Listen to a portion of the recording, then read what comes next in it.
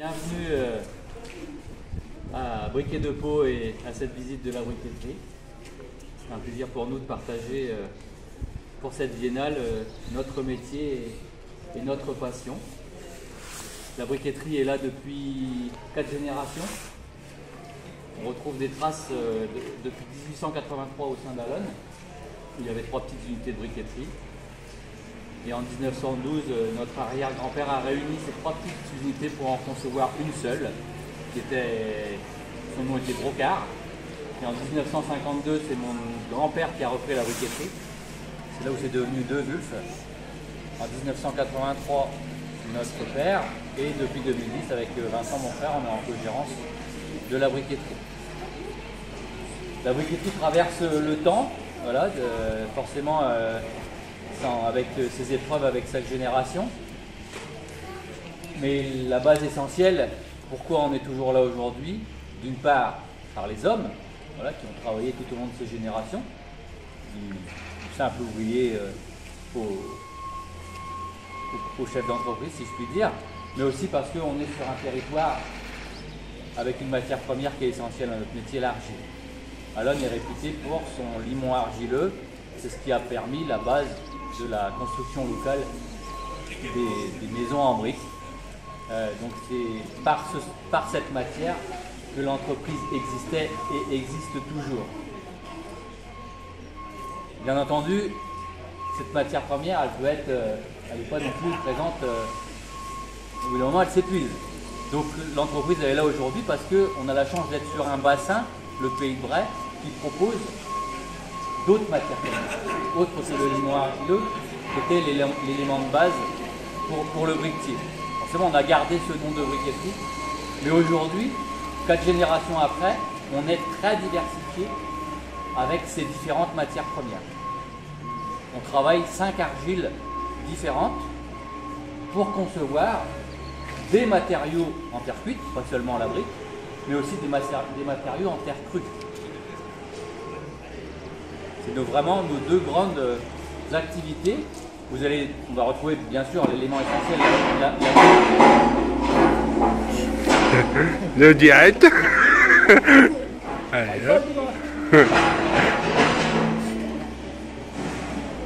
coup, j'en ai perdu mon... Donc on va retrouver dans la famille des terres cuites la brique. Forcément, on fabrique toujours la même brique qui était fabriquée historiquement, mais on l'a diversifiée dans ses formes, dans ses couleurs, pour un usage mural, sol intérieur, sol extérieur, concassé pour des aménagements extérieurs.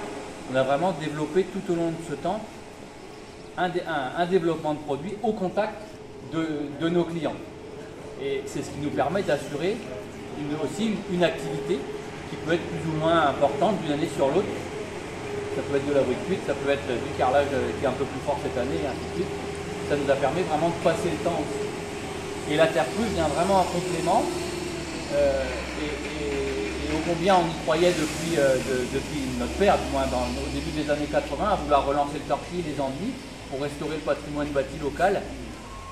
Et aujourd'hui, on y trouve vraiment intérêt. On a enfin compris qu'on a toujours construit avec ce qu'on avait autour de nous et que la terre crue était aussi un élément de construction, de décoration, mais à utiliser à bon escient dans le bâti.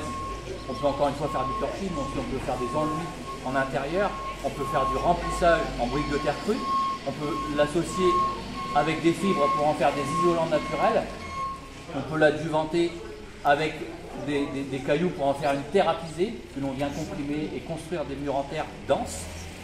Donc on a vraiment ce rôle aujourd'hui de restauration, de fournir des matériaux pour la restauration du patrimoine bâti dans un contexte forcément écologique qui nous est favorable, mais on n'a jamais, je dirais, vanté ces choses-là. Ça a toujours été du bon sens, un métier comme le nôtre, d'utiliser les choses de base essentielles qui sont la terre, l'air, l'eau et le feu, pour en concevoir des matériaux durables, esthétiques, non polluants, encore une fois respectuant du bâti, mais aussi respectuant les hommes.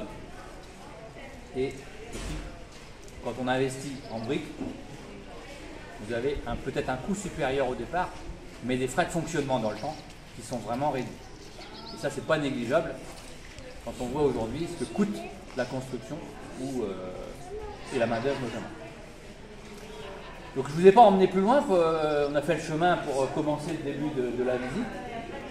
Et il faudra aller jusque dans nos carrières qui sont à proximité. On extrait sur le site d'Allonnes le limon argileux, toujours.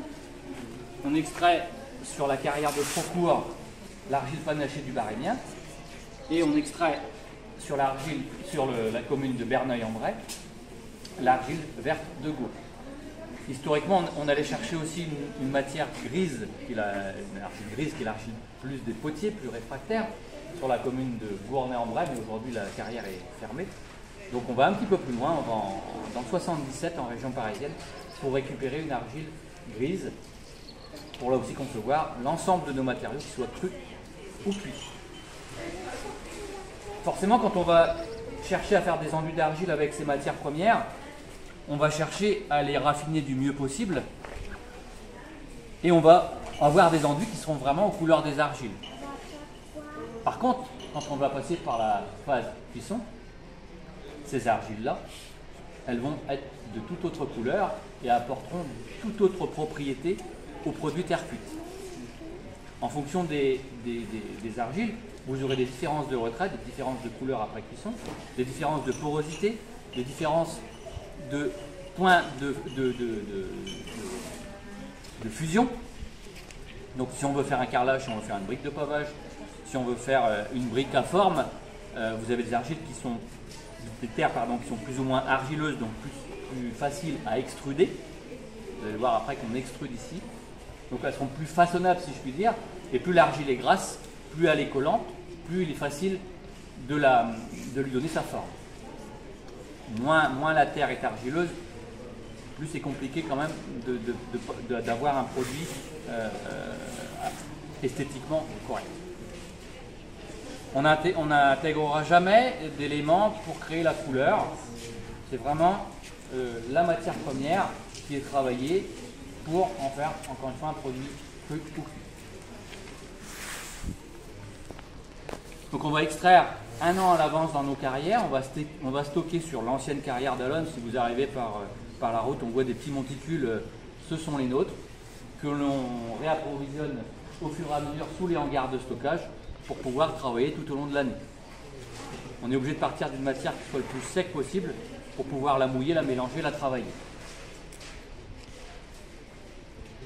Donc on va extraire en carrière de haut en bas, vous avez forcément sur une parcelle des différences de matière suivant la surface. On va extraire verticalement et on va restocker par contre horizontalement. On va laisser quelque part au pourrissement cette matière pour subir les 4 saisons et on va reprendre la matière de haut en bas pour venir la stocker sous abri. Le but c'est d'homogénéiser au mieux la matière pour à la fin obtenir un produit le plus conforme à ce que l'on aura fait tester auprès de notre centre technique au niveau porosité, gel, dilatation, résistance mécanique. Donc on se doit quand même d'être rigoureux dans ce que l'on fait. Et donc ça sera préparé au bulldozer suivant les produits que l'on veut fabriquer. On va doser notre quantité de matière pour préparer ce qu'on appelle un mélange de terre au but d'être en quelques instants transformé d'un état brut plus ou moins humide, plus ou moins fin ou grossier et transformé avec quelques étapes simples en un produit semi-fini, cru, en pâte molle. On va pouvoir suivre la transformation de cette matière-là.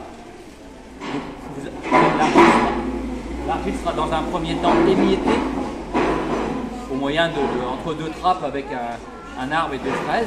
Vous verrez entre les deux trémies l'état en amont et en aval, et on voit bien la différence déjà de structure de matière. Mais en tout cas, ce qu'on va s'attacher, c'est à ne pas trop perturber cette structure de matière pour garder un certain aléa. Il est important de garder un aléa de matière pour obtenir quand même des irrégularités naturelles sur le produit.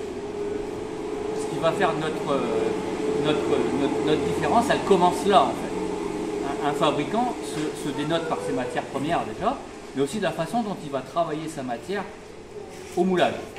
Comment il va réduire son argile.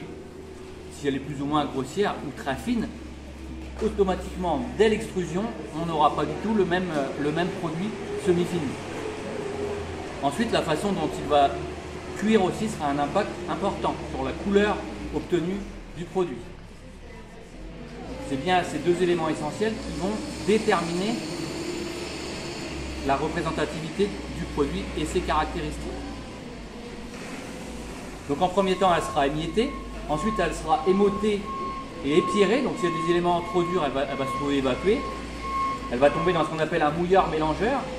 On récupère l'eau de pluie, on pétrit la matière pour en sortir quelque chose de malléable. Là, la terre, elle peut être très sèche, celle-là, là-bas au cœur, très humide. Une argile, elle peut être aussi visqueuse si on y met un peu trop d'eau, voire trop liquide. Nous, ce qu'on va chercher, c'est obtenir une matière plastique. Et donc, une pâte à modeler prête à être formée. Elle finira par être laminée entre deux cylindres et être extrudée et coupée au fil. Et au moment de cette extrusion, vous verrez, on donnera le gabarit au produit et ça sera coupé ou pressé à l'emporte-pièce pour déterminer le produit que l'on souhaite fabriquer. En fait, il y a différents types de fabrication d'une brique. Historiquement, c'était fait dans des moules en bois. On travaillait une matière très visqueuse, un peu comme un torchis. Je crois que vous en avez, voilà. On le jette dans un moule, on racle et on défait son moule. Ça, c'était les premières façons de fabriquer une brique. Dans l'évolution, après, il y a eu des briques pressées. C'est-à-dire qu'on prenait la brique directement du sol, on la comprimait au moyen d'une machine. C'est ce qu'on a toujours sur l'usine de Saumureux. On comprime l'argile dans un moule et ensuite le moule pousse et la brique sort.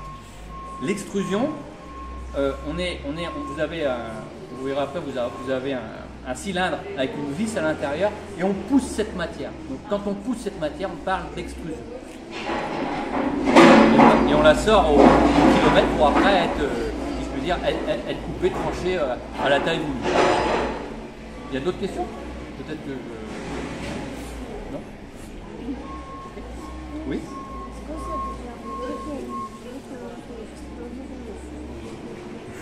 Alors, ce n'est jamais arrivé qu'une brique explose dans le four. C'est pas une mauvaise question. Parce que avant tu anticipes un petit peu sur la visite, c'est que quand on fabrique, l'étape suivante, c'est le séchage. Il nous faut de l'eau pour la former, mais pour la cuire, il faut enlever cette eau. Effectivement, si on passe de l'étape fabrication produit humide et qu'on la met directement dans le four, oui, elle va exploser. T'as raison. Ça, on le fait pas. Ça fait partie des étapes importantes dans la fabrication d'une brique. On creuse dans la carrière avec des machines. On fait la brique. Ensuite, on la fait sécher. On enlève l'eau du produit. Il redevient dur comme il l'est là. Et ensuite, on cuit. J'ai répondu à ta question? Non. Je te dis que si oui, s'il y a de l'eau dans si on met une brique humide dans le four, ça explose. La brique, elle va se détériorer.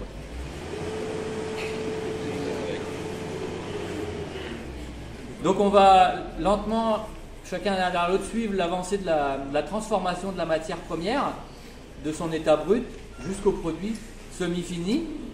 Donc encore une fois, vous allez voir différentes étapes. À chaque fois, ce sont des convoyeurs qui font progresser la matière première d'une étape à l'autre jusqu'à la finition. J'essaierai de vous donner quelques indications entre deux.